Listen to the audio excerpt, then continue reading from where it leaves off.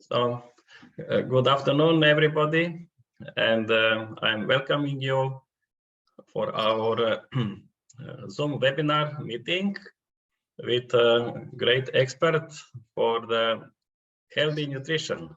Our dear Deepta Nagpal, she's a doctor and a Master of Science for the Food and Nutrition.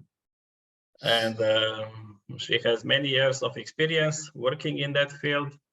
And she is a clinical nutritionist with a specialization in dietetics, health and nutrition, and university double gold medalist.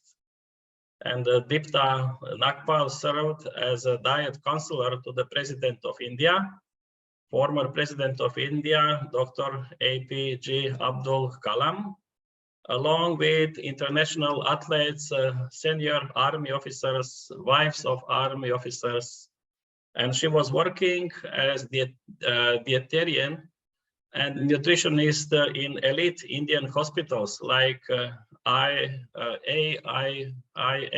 in New Delhi and PGIMER in Chandigarh Army Hospital. And she is also a proud mother of two girls, one preteen and another one toddler. She is currently based in Europe and works as a specially clinical dietitian and single-handed managers beyond kilos and inches. As the name suggests, it is not about weight management, but also to help you and your family lead a healthy life. So, dear Deepta ji, we are very happy that you are this afternoon with us and share to us your long experience in that field, which is very precious. And we know how much the food is essential. And it's a basic pillar of the health of a person. And very important knowledge to have in that field. So please, I also, I'm greeting all of you on behalf of the His Excellency Raj Kumar Srivastava, Ambassador of India in Croatia. He apologized because he has just some very important meetings going on. He couldn't attend, but he sent his many greetings to you, Deepta ji, and all participants of the webinar. So please, you can start. Thank you. I will just share my screen now. Yes. Okay. Okay, so I will, thank you, first of all, Professor Yadranko, for having me here, giving me this opportunity. And thank you, Indian Embassy, and each and every one of you who have come here. So, today I would like to, share my experiences basically about food and how I connect it with Ayurveda. I'm a dietitian, but I try to implement the Ayurvedic principles in my diet plans, when I plan the meals for my patients, for, the patients who are going through some chronic disorders, the sports persons I am dealing with, so I try to implement the natural, how, the ancient wisdom in their diet plans in this modern world as well. So I would like to share my experiences today with all of you. Okay, so, so I would like to, cover a few things here in this webinar, like how we portray food in today's world, what we think about food, in the modern world nowadays, and what food was in the ancient world, and some principles of Ayurveda, which we can actually, have them in our kitchens, how in the modern lives in this era, how we can use Ayurveda in our kitchens in small things and in the easy ways. And I'll talk about the seasonal dietetics also, like how in seasons what foods we can incorporate and what kind of foods we can avoid as per the ancient wisdom, and something about the disease and diet, which is my genre, you can say, the chronic diseases. And then we will conclude the session. after this pandemic, when I walk to the hospital, I go to the clinic, I work as a nutrition educator also in the schools and colleges. So people give us more respect now. So the dietitians worldwide are given more respect after what happened in the pandemic. And we all know what happened. This Corona time has shown us, the importance of food, how important the food is, which many of us were neglecting, how the immunity is important, what's the role of good food in our immunity. The people who had good immunity, who were eating well, who were taking care of themselves, how beautifully and how easily they came out of that disease. And the people, unfortunately, many people have suffered a lot because of this situation which we had. And not only this pandemic thing, but right now, we all are having another kind of pandemic, which is a chronic disorder pandemic. I get very young patients, like, those who have diabetes, liver disorders. When I started practicing, 17, 18 years ago, that time it was the patients were in their 40s or 50s who have high blood pressure coming to us, the thyroid issues. But now at a very young age, it feels really sad. But 14, 15 years of girls are walking in the clinic with the thyroid issues, PCOD issues.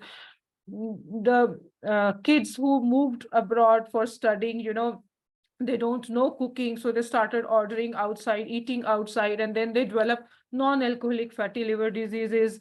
The pre-diabetic condition is very common amongst the college kids nowadays, those who are having food outside. So this kind of disorders are also, we are facing this kind of pandemic also, along with that what we had.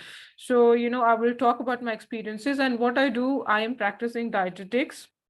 I'm a nutrition educator. I do take nutritional awareness programs in various schools, colleges across the world. I do corporate consultancy also. I'm attached to a few corporate companies. I plan menus for the kitchens and, for the schools also, even here in Zagreb and in India as well. I am contributing to the television also. Like, I had few interviews and I have written for like contributed my knowledge towards few articles, and I am active on social media as well, which I love. And I'm a chronic lifestyle disorder specialist. I am into gut health. I like, the patients with the hyperacidity, GERD, IBS, SIBO, renal disorders, autoimmune disorders, cardiovascular oncology patients, and I have sports persons also with me. I'm working with them from India. If I talk, I have, the table tennis, Indian table tennis players, few of them are with me. Even the coach was with me for some time. So, this is my genre. This is my work area. And okay, so let's start this session now. So, okay, this is my qualification, and the professor already introduced me. Okay, so how I work, when we get a patient, we talk to them, we give them a form, we get their blood work done, we see, how we can help them, what sort of principles we are going to apply on their diet. I customize the diets of patients. I have assistant now, who helps me, the interns who help me with the calculations and everything. The principles which we apply on the diet depends upon the physiological condition of the person. It depends upon the geography, if he's in Croatia, Europe, US, India, which part of India. It depends upon the what sort of physical activity they are doing, how active they are, and various other factors, age, gender, various other things we take into consideration when we start planning the diet. Like what diet I'm giving to a diabetic person in Croatia, I cannot give the same diet to the person in India or in US, so the food, the seasonal things, all we have to take care of. So, I believe in habit formation because we are reading a lot these days on the internet. We're following everything, and, we try to get healthier and healthier, but the diet which I'm giving to person A, I cannot give to person B, because the root cause of the problem of both the people were different. So we try to find out the root cause. What is the sleep problem or lifestyle, the eating is a problem in the, or the food combination is a problem here, or it is actually a metabolic disorder. So we go in details and then we plan the diets.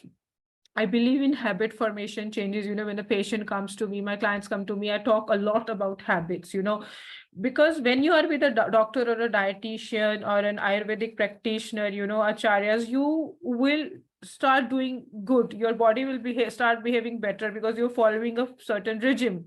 But once you are done with that, you don't have a professional relationship with them and you are on your own, and you start, and slowly you forget the things, and the weight comes back, the vitals because of which you went to that practitioner, the blood pressure or the HB1AC was not okay, or the liver enzymes were not working okay, the SGPT, SGOT, whatever was the issue. And, those things will start coming back again, those issues, because we didn't work on our habits. So it's really important. The day our, diet becomes the lifestyle, then there's no looking back. Then you will, then you have achieved what you wanted to achieve. So I try to implement macrobiotic diet principles also in my diet plans. This term comes from Japan, but it's also a beautiful science, like our Ayurveda, like diversifying our gut bacteria through the natural foods, using prebiotics and probiotics at the right time, eliminating the inflammatory foods from your diet, and Ayurvedic fundamentals like when to eat, how to prepare, what right food combinations, what season, what kind of a supplement I can give to my advice to my patients.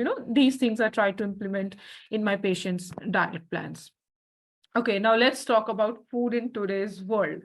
We have a lot of information on the internet. What we want, we just type and we start Googling it. We it's handy, we know. So if we have headache, we will put, so we are just, everything is on the applications, everything is on our hands. We just have to type and we get the information. There's lot of applications these days.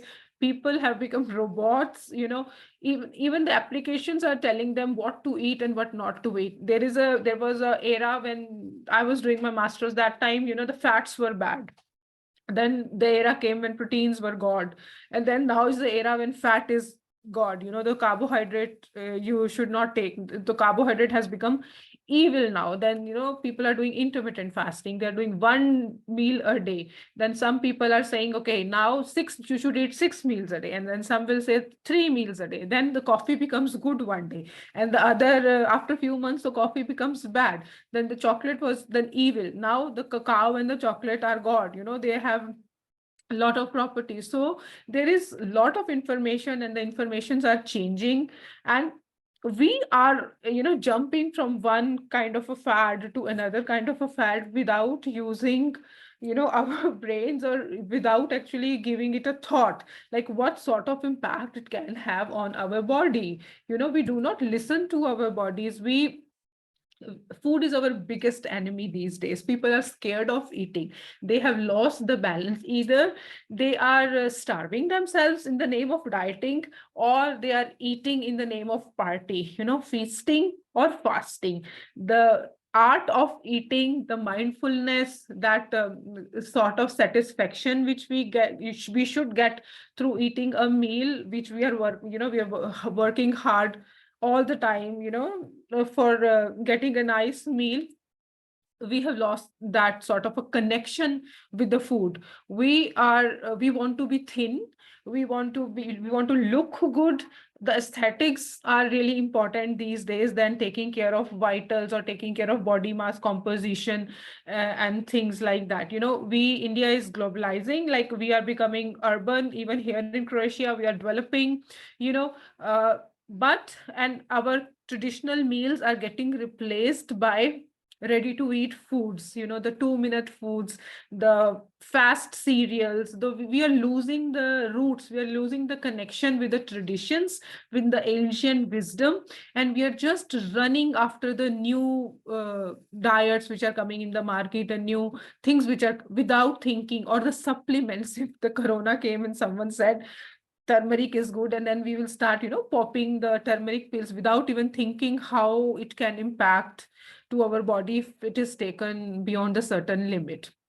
So this is today's world, where we do not enjoy the food. We are scared of food. And what food was in the ancient times, it was sadhana, it was prayer, it was a meditation. The men were going out to gather the food, and the women were actually cooking it like a meditation, like a prayer. We were putting lot of effort, not only in eating, but we were putting a lot of effort in cooking. We were cooking seasonal, because that time only the seasonal food was available. There were no cold storages. We were not storing food with preservatives. We were storing the food in the better ways, the natural ways, I should say. Actually, food was emotion. Food is with us at each and every step. When we are born, we celebrate with food. When even we on the death times, we are distributing food. That time, food is love. Food is celebration. Food is almanac of seasons. When the seasons changes, it's like, we celebrate food that time also. So it you doesn't even just not fills the belly, but it used to fill the soul as well. We were not scared of getting fat or getting, we don't want to get thin all the times, constantly. Our mind was not there. Our ancient, we had, the traditions, the cultures, the bakas of Croatia, or the dadimas of India, what they were telling, we were believing, and the people were in a better health, in a better shape that time. Uh, there were the ancient wisdoms, like this, our Ayurveda, Hippocrates, the Greek people, the Roman, the Persians, the traditional Chinese medicine, the Egyptians. These scripts are very strong and very beautiful and very connected to our roots. If we see them, if we look at them, how beautifully and how simply they have described the importance of food, how powerful the food can be, not only in filling ourselves with the nutrients, but also, it is preventive, it is curative, it's a weapon to arrest the leading killers. When I say the leading killers, I mean hypertension, diabetes, cardiovascular disorders, cancer, these things. So the natural food, if it is cooked in the natural way, it can beautifully, bring your health in a very good shape.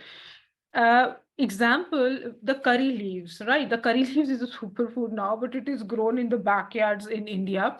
You know, those people, those ancient people, they knew the importance of curry leaves. They knew that curry leaves help to slow down the glucose levels. It's good for the diabetic condition. Now, when US, when those scientists will research on it, and then they make it patent, then no one can sell those curry leaves powder or moringa powder.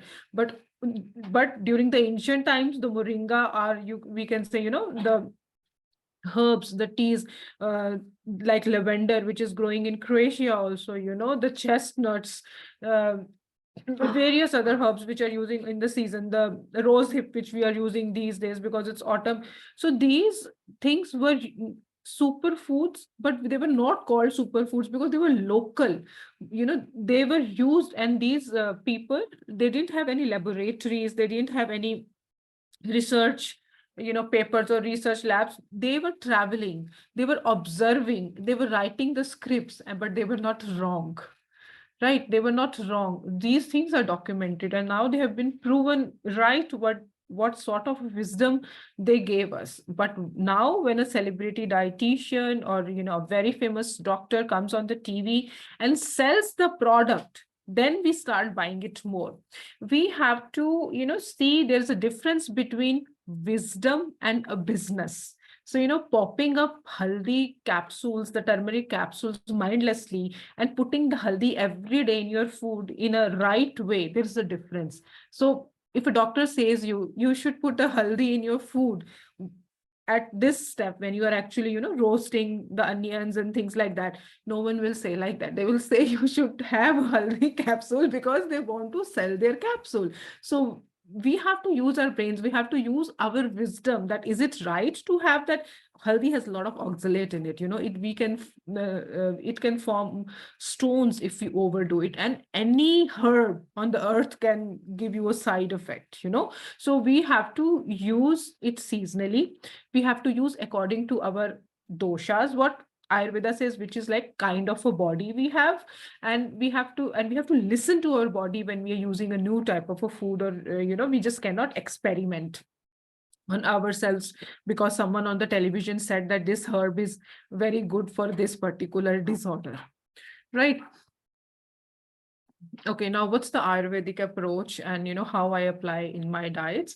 Ayurveda is a science, it's a beautiful science. Ayurveda is not just a science, it's a way of living, it tells you what to eat according to the season, when to eat, timing of the day, like now the researchers say when in the afternoon the food gets easily digested because of our adrenal glands functioning, because of this thing, that thing, but that time we use the word the agni, because that time the digestive fire is at max, that 10 a.m. to 2 p.m. So it's a science, it's a beautiful science, but that the ancient people are telling you in a simple way, right? So how to eat, it's also very important, and the way the food should be prepared with love, etc. It's also, so this is a way of lifestyle, this is the art of living. For me, Ayurveda is an art of living. Once you try to incorporate the basic simple principles of Ayurveda in your kitchens, you will see the difference, rather than just buying something exotic because it is coming from India, or back in India it's coming from Europe, nettle tree, let's try nettle tea, rather than moringa is local there and people want to have a nettle tea or hibiscus, and here the people want to have shatavari or things like that, which is coming from India. We are not giving importance to what is growing in abundance, and we have everything, the flora and the fauna of both the countries is super rich. If we have to give importance, and we have to see what is local around us and what is seasonal around us and what suits our body. Agni is digestive fire, which Ayurveda believes it's the source which helps to digest the food, assimilate the food, absorb the food, not just eating the food. Okay, Deepta will write a diet, I will eat a diet and I will become a super healthy. It doesn't happen like that. Deepta can plan a diet for you. You can go to a very nice place and get, the best possible ingredients for yourself. Someone can prepare the diet for you and display for you. But when the eating comes, that's the meditation, giving time to the food, visualizing the food, feeling the food, sensing the food with all your senses, connecting with the food. That's the meditation. I give this exercise to my patients, in the first week when they join me, that you have to tell me after 2 days how many bites you take to chew one piece of food in your mouth, and everyone comes with a different answer. Some say it takes 40 bites, some say 25 bites, some say 15 bites. Actually it takes around 35 to 40 bites if we really chew it well, which it's written in our scripts of Ayurveda Charit Samhita. So if we actually start giving importance to the food when we are eating, we start connecting with the food, that the agni, the digestive fire, will value us, and it actually produces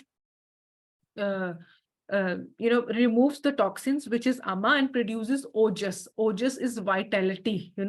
Ojas is basically, it's strengthening your body, strengthening your immunity, it is giving you longevity, it is giving you a barrier to fight against the nasty bacterias like helicobacter or the candida, which is very common these days. So it is basically giving you a way of life.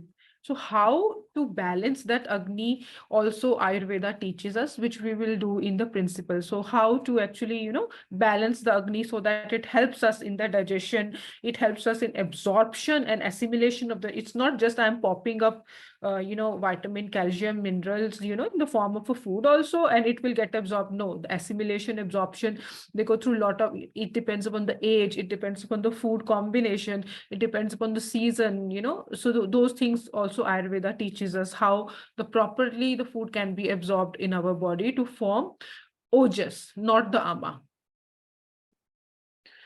Okay, so these are the few principles of Ayurveda.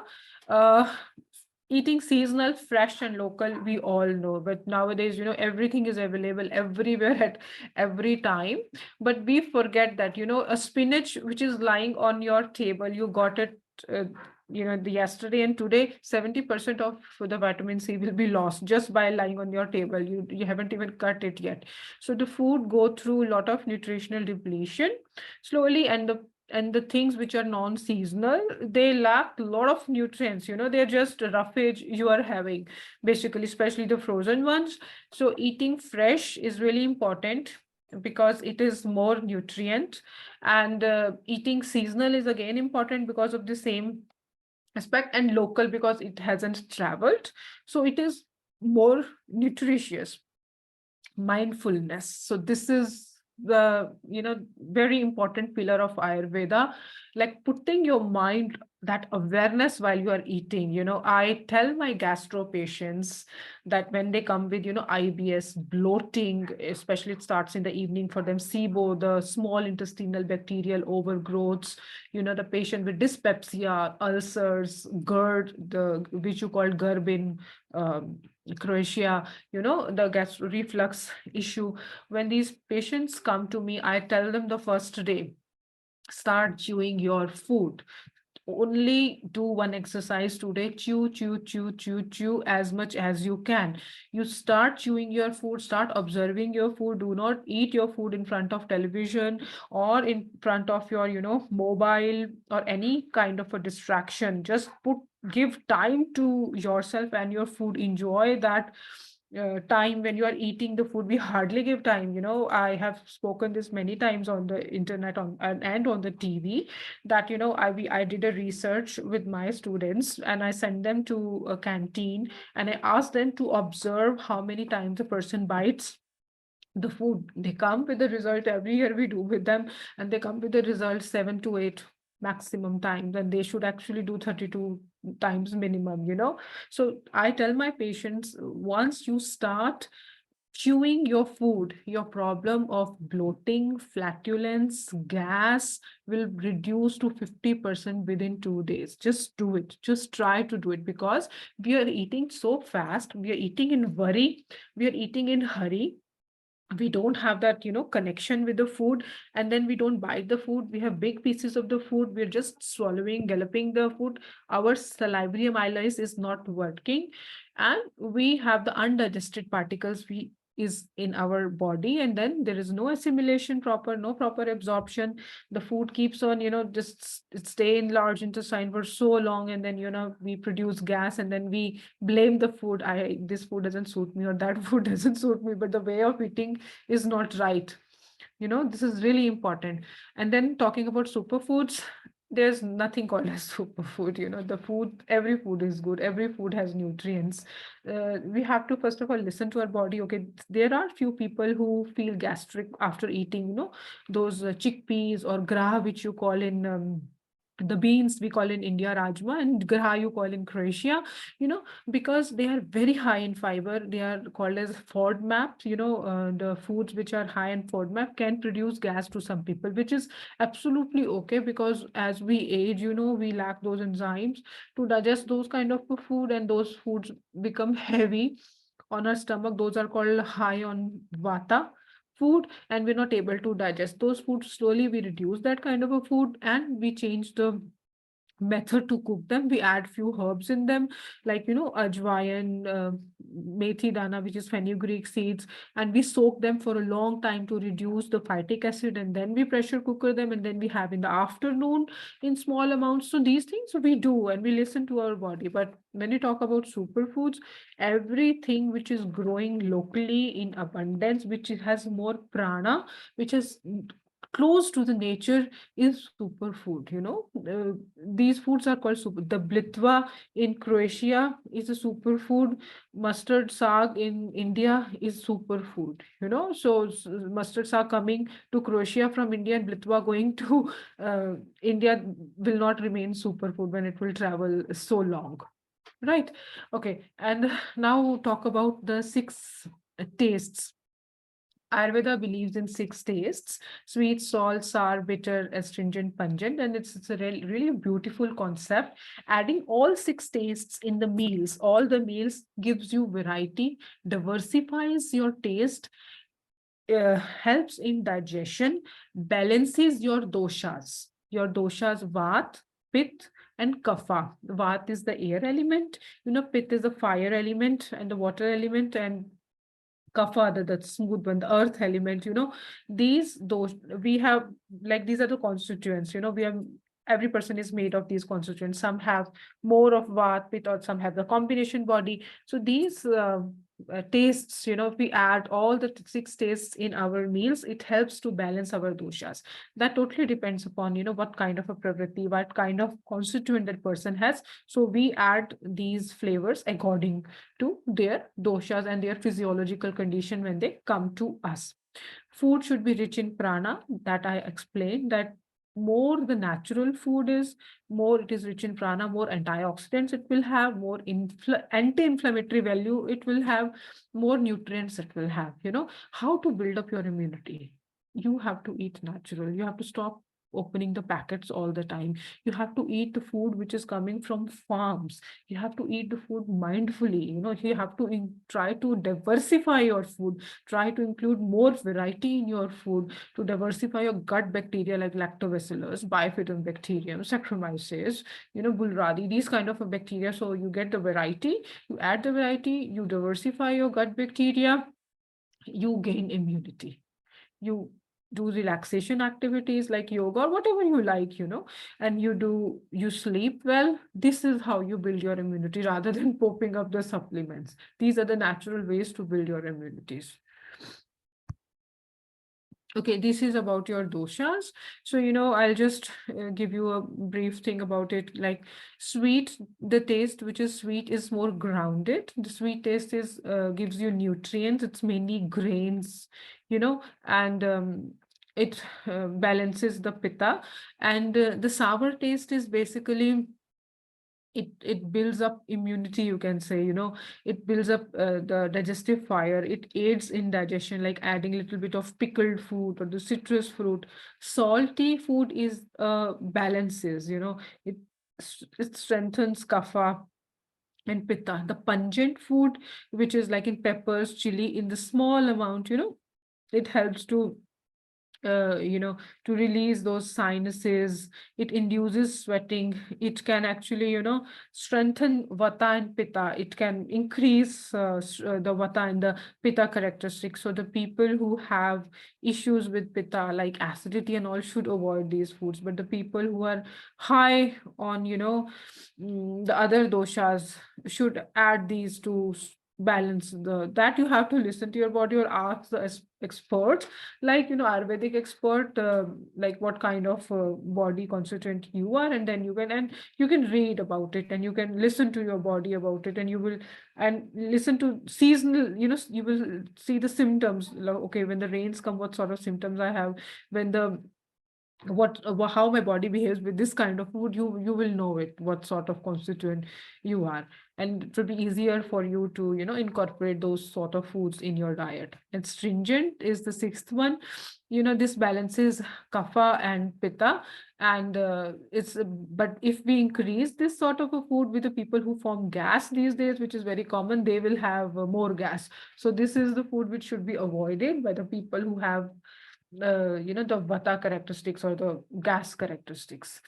the flatulence characteristics. Okay, Ayurveda believes in the food combinations. There are few food combinations which are considered, Vriddhuahara, like means incompatible.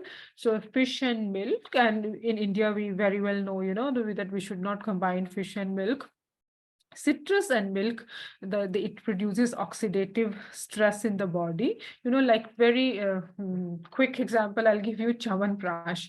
So in India, we have a habit of having 1 spoon of a Chyawanprash, and then the mothers will give milk to the child along with milk. So that's not the right way to do it. While you are having milk, better to have at least 1 hour of a gap between anything which is citrus, because Chyawanprash has a lot of amla, which is citrus, and it's a wonderful food. Right now is a season of having Chyawanprash, and milk is also again very good thing, but there should be a gap between the both. And again, those shakes which we make with fruits, and we just try to, everything want to add in the name of, I wrote 2 days back, we are becoming the culinarily modcons and nutritional paupers. So we're just, trying to create lot of fancy dishes for us or for the Instagram or to post, but we just don't think about these principles, and or we don't want to think. We are running to become more fancy when it comes to food, rather than thinking about the digestion and the after effect it can have on our body. Okay, and ghee and honey in the equal quantity, again, it's not considered good. Milk with alcoholic beverages should be avoided.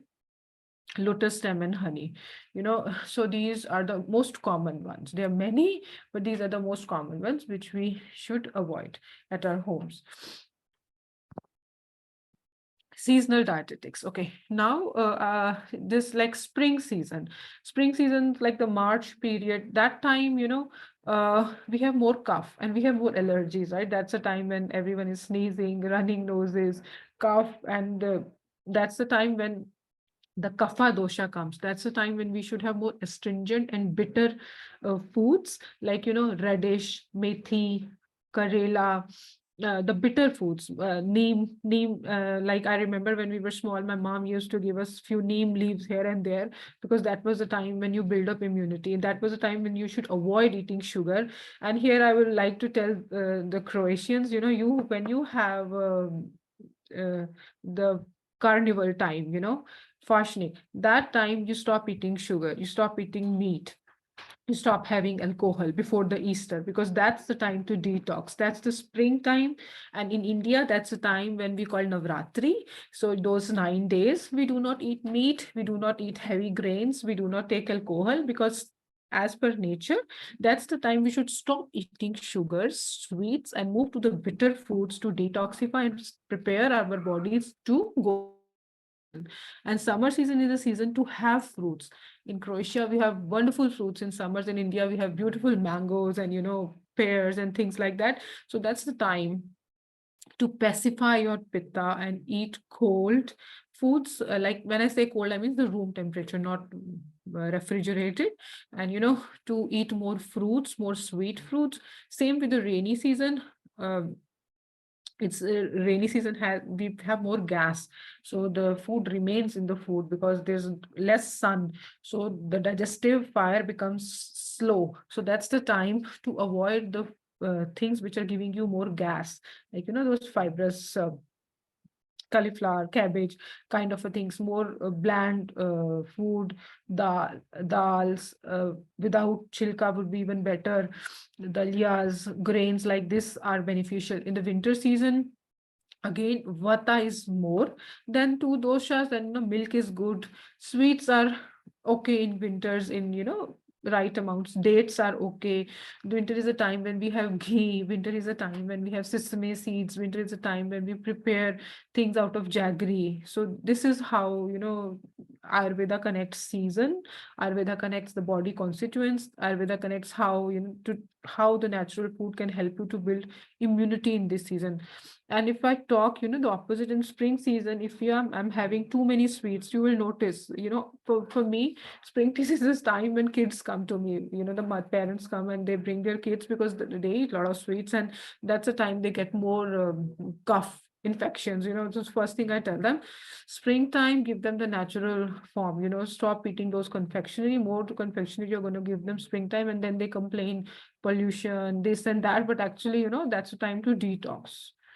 So this is how beautiful, this Ayurvedic science is, and it tells us how to eat according to the season. Okay, now this is the special diets. This is very elaborate or a huge topic, but I will just give you how I use, I'm chronic disorder specialist. So, how I incorporate Ayurveda in my patients' diets who are, suffering from various disorders. So, again, I apply the same principles of seasonal, eating fresh and things. And then, if it's diabetes and the person doesn't have any other issues like he can have oxalate foods, and I try to give him amla. Like amla is really good for diabetic. But again, if the person is having acidity issues, I just cannot overdo amla, or having stones, formation of stones or gout, I cannot overdo amla. So here, you have to just cannot go blindly with the principles. You have to use the individual difference. You have to take care of the individual difference. Okay, now this is the person has arthritis. So, our ancient wisdom already told us, it's in the scripts that ginger helps with arthritis. So wheat is not good for arthritis. Sugar is not good for arthritis. Garlic is really good for arthritis. Pepper is good for arthritis. So now it's the Western dietetics says one diet. They have discovered one diet, elimination diet, which is working wonders with arthritis. And when I studied that, that I did a course, like I was studying 2 years back, and when I studied and then I really correlated with Ayurveda, and I was like surprised. It's everything they have discovered now. Ayurveda told us, they have given, there was no need for me to do that course, but this is how, but when I started the session, I said, we believe in what internet is saying and what new technology is saying, but actually if we think and if we check and see, our ancient wisdom has already given us all those things which we haven't given importance. And now when people are bringing with the research, and now we have started giving importance to our ancient science. Again, cardiovascular disorders, we have to take care of the blood pressure here. We have to take care of the essential fatty acids. Ghee is very good. The combination of ghee and olive oil is also very good. Olive oil has those omega 9 and 3 Indians don't take much. So for India, I will suggest walnuts are very good to incorporate with ghee for a proper, the cholesterol issue is very common. The usage of walnuts, little bit of mustard oil, which is not industrial, is good, or any traditional sesame oil is good. So if you're using 3 or 4 kinds of oils, not in industrial form, but in the natural form, it's a very great way to give to have proper essential fatty acids. And in Croatia, I would say, your kaimak is very good. Yeah, little bit of kaimak here and there, your sour cream, little bit of sear here and there for the saturated fats, and olive oil is there to protect you. You are growing it, and it's wonderful. And okay, so I will conclude it now. And food is a beautiful and powerful weapon which can help us to prevent disorders, diseases. They can arrest the disorders. There are so many inflammations going in our body due to various reasons, chemicals, stress, overuse of medications, etc., etc., hormonal disruptors in everything. You open the packet, you just see the ingredient list, and you will know what you don't even know those codes, what those codes mean. E202, E404, they just try to trick us. So these, if we're eating good food, if we're eating anti-inflammatory food, it helps to arrest those, toxicity which is going inside our body. It helps to reverse, it cures the disorders, it cures the leading killers. It is really powerful, but we have to use it wisely. We just cannot go crazy for anyone saying, okay, start buying this or start having collagen, you will become young again. Now there's a new thing, you eat collagen, you have to, if you have, yes, collagen is good for skin, but not, you don't have to pop up the powders. That it's like you just cannot have bones of other people to make your skin beautiful. It won't work like that. Like stews, soups. Okay, those people who have meats and everything, the slow cooked normal meat in a normal food form. Vitamin C is very good for you, for your skin elasticity. Those who cannot have meat, amla these days, India is in the season, have that for the elasticity, but in the form of pickle, or in the form of little bit of juice, rather than just having amla powders, because that is high on oxalate. If you will overdo it, you will form stones in your body. So we have to use food wisely.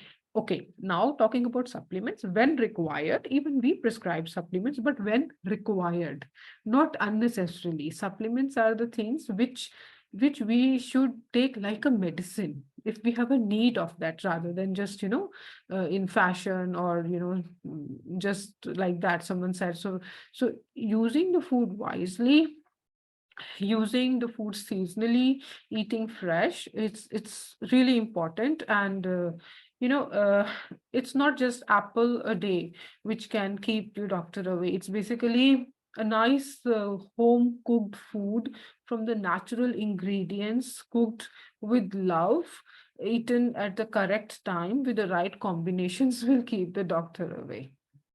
Yeah. So thank you. Thank you for having me here. And if you have any questions, please, you can ask me.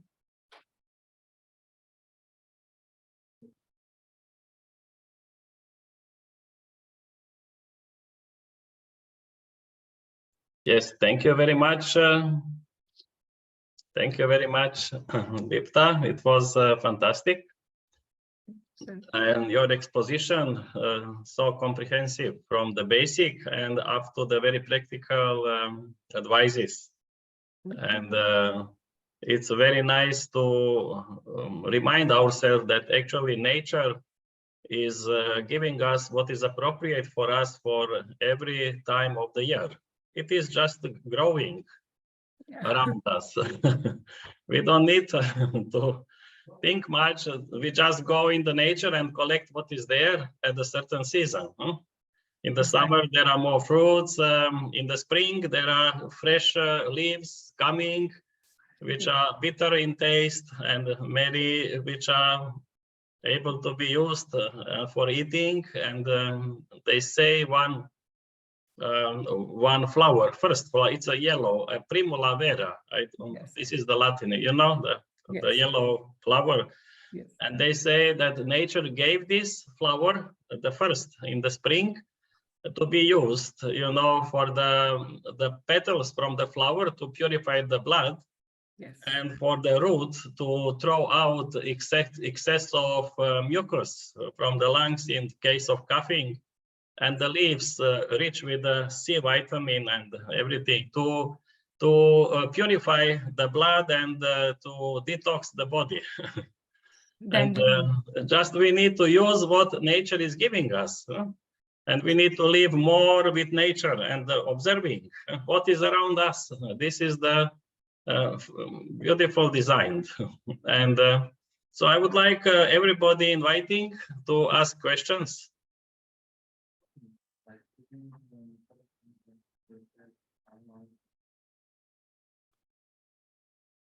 Yes, if somebody would like to ask some question, it's a nice opportunity. You have a great expert here.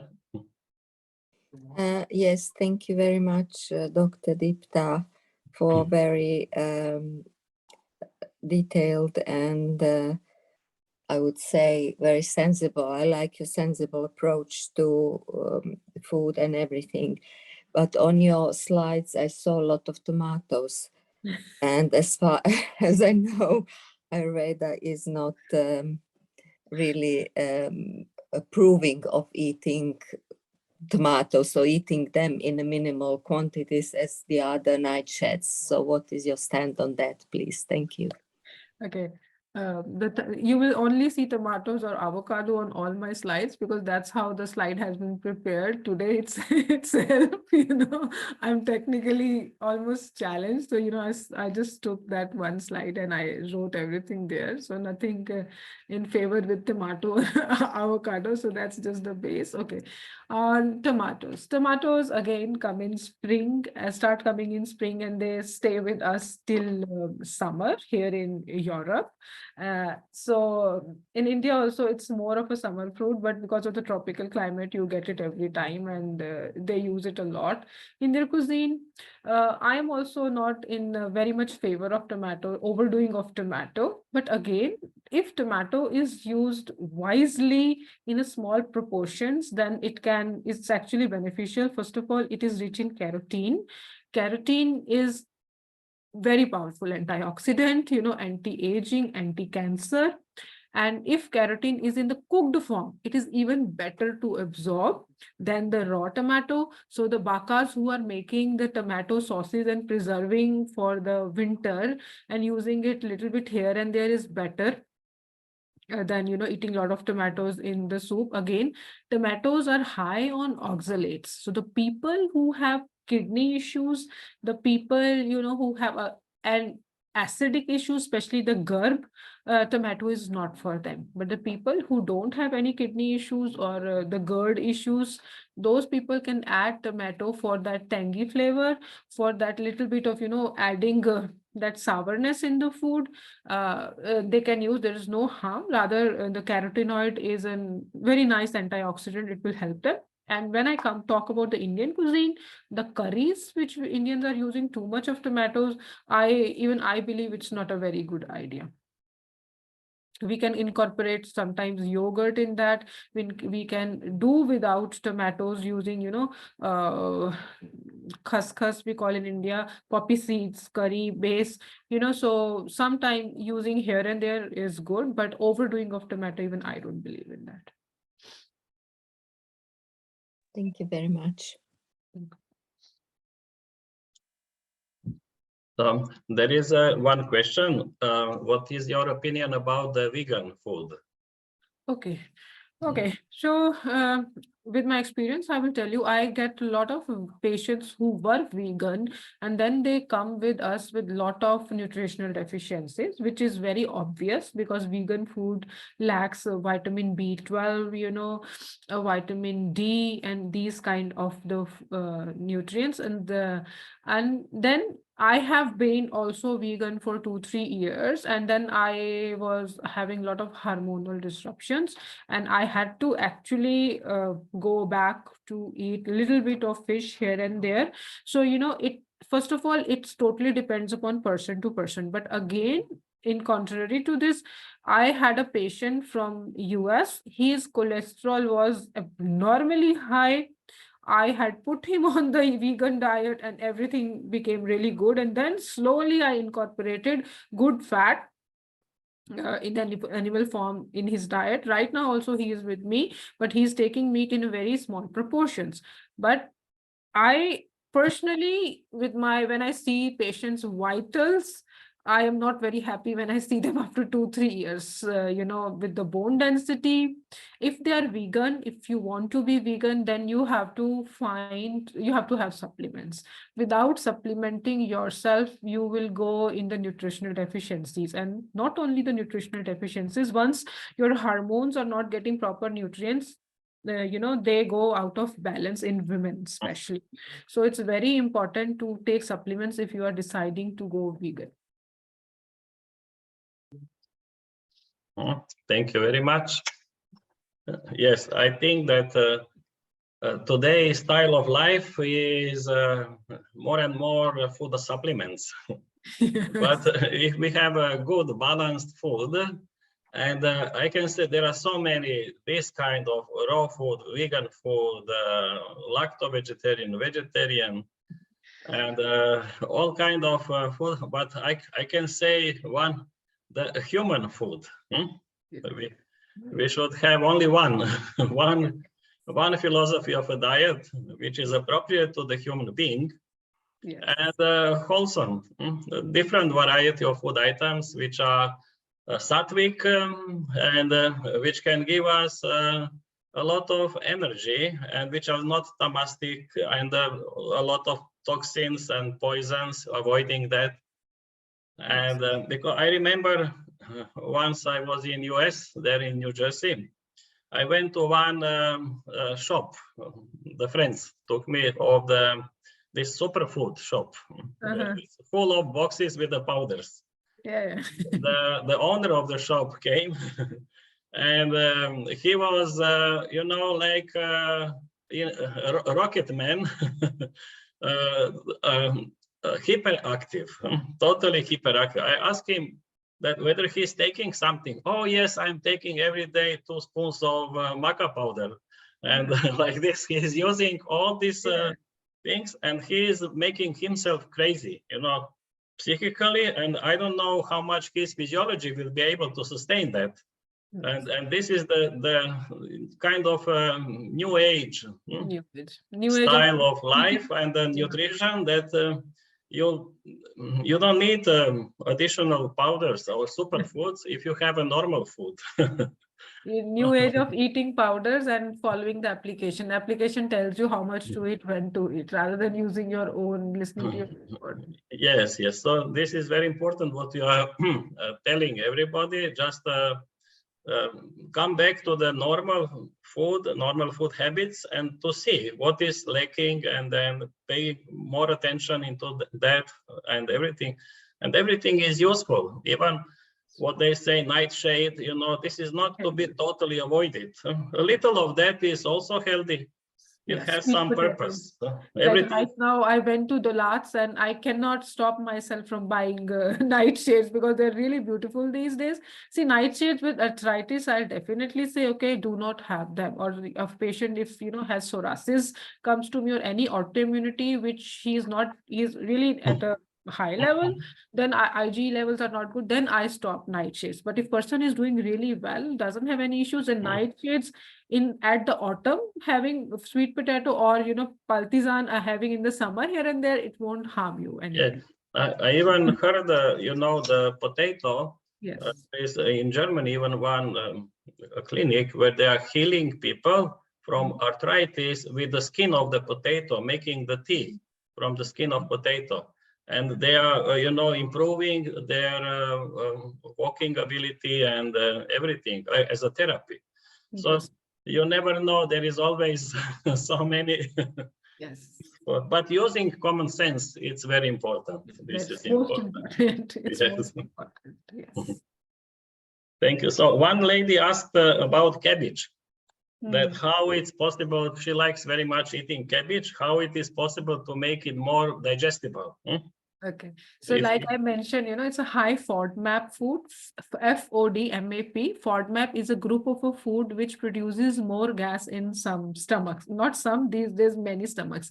But if she will have cabbage in summer, she will produce much less gas than in winter, because winter the days are shorter, the agni is less, and you know, so the lunch time is the best time to have it. And if she will have in a cooked form, and she can add little bit of ginger goes very well with the mustard family, these mustard family like broccoli, this cauliflower, cabbage. If we add ginger in it, and we have in cooked form rather than the raw form, and we have when the sun is up in the moderation, the gas formation will be less than having in the raw form or having in the evening.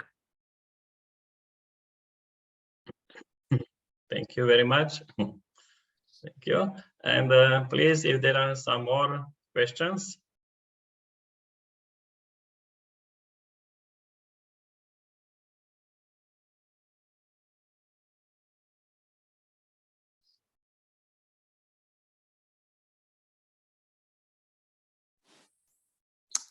If I may ask, what is the latest time of the day when a meal should be consumed?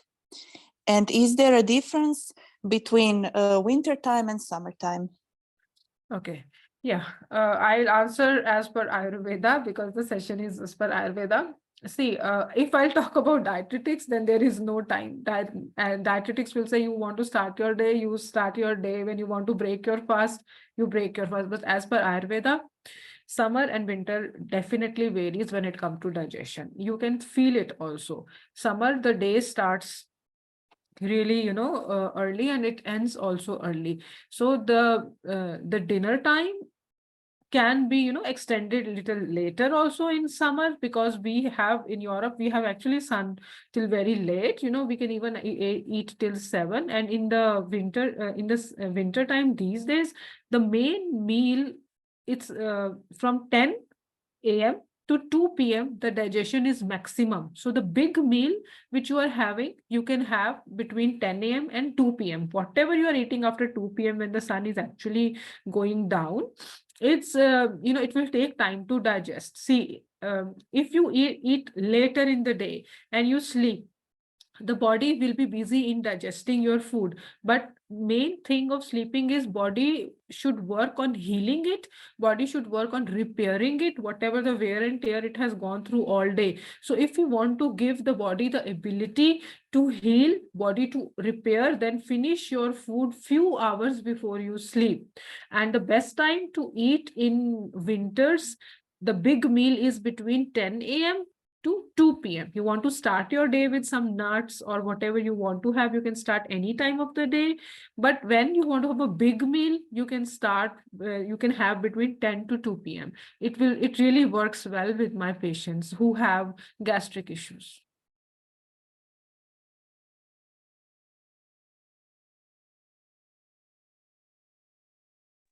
Thank you very much. Welcome.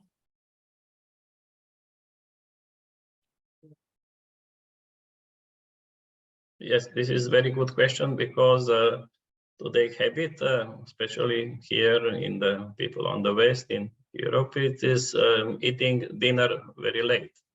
Usually people go outside for a dinner and it's almost around 8 o'clock or later even, and then the body cannot digest. And as you said, according to Ayurveda, the best time for going to sleep is 9:30, before 10, because then the time, the kapha is at the end from 6 to 10.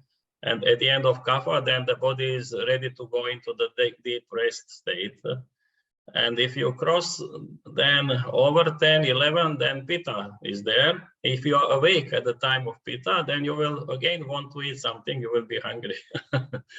But this is actually, if you fall asleep before 10, then in a sleep, if you enter the pitta, it will help metabolic process of anabolism to repair the cells, to build up the new cells and rejuvenate the body. That's why they say from 10 to 2 o'clock in the night is the most important time for sleeping, because then your body rejuvenates, and no other time is useful for that.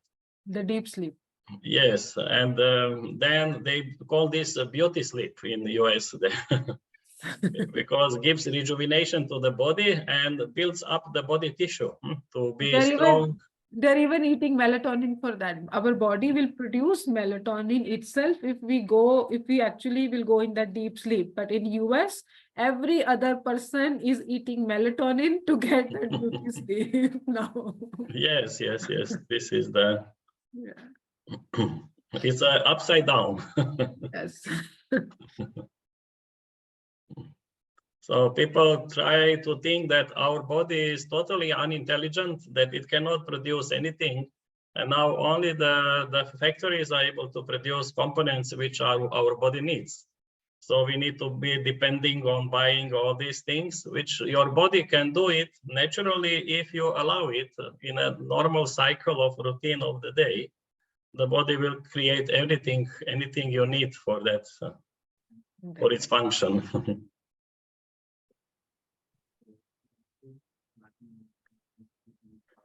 So some more question.